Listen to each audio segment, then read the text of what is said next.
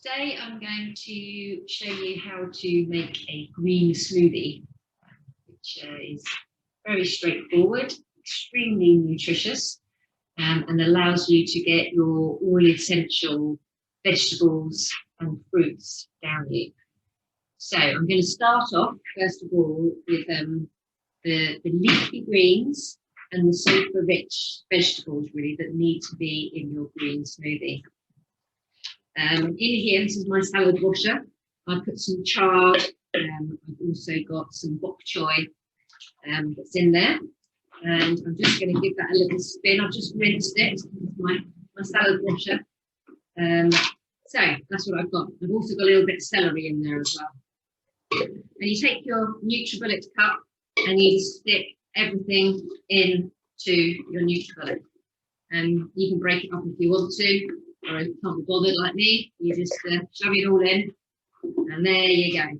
That's your leafy green. It pretty much fills the pot up. Once you've blended it, it goes down to practically nothing.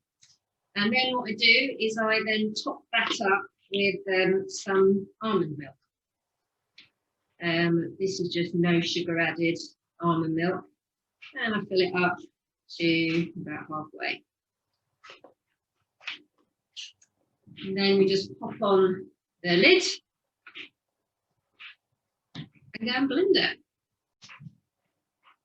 So once that's been blended up in your NutriBullet, you end up with your nice green start to your smoothie.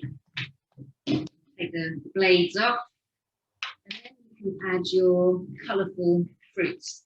So here I've got, this is a great company, Packed, that does organic frozen fruits. Which is just really easy. You can stick them straight into your smoothies or into your porridge. And here I've got some blueberries. I'm going to put a few of those in. I've got some strawberries. I'll put a few of those in. I've got some peaches. I'll put a few of those in. And I've got some raspberries. I'll put a few of those in. And you've got a nice couple of good colours added in there. And then there's a few other things that I add. The first thing that's really good to add is the juice of a lime or a lemon. And the reason why we add that is because leafy greens, and the reason why they taste so kind of bitter is because they're very alkaline. That's why they're so good for our bodies. Our bodies are quite acidic. But to neutralise that alkaline flavour, you can actually squeeze the juice of a lime or the juice of a lemon into your smoothie, and it just takes away that kind of bitter taste. So I put the whole lime juice in.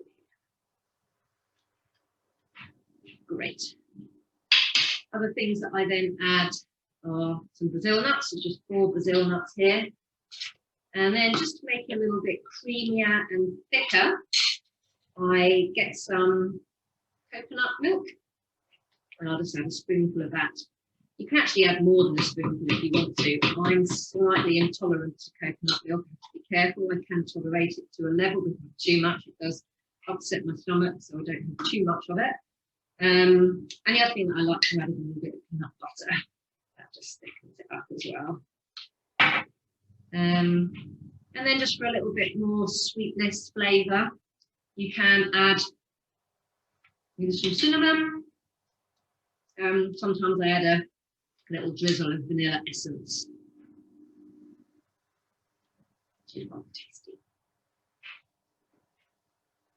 And that's it. Once you've done that, you can pop your lid back on and take it back to the blender. And then once you've blended for the second time, you then have your green and colourful smoothie.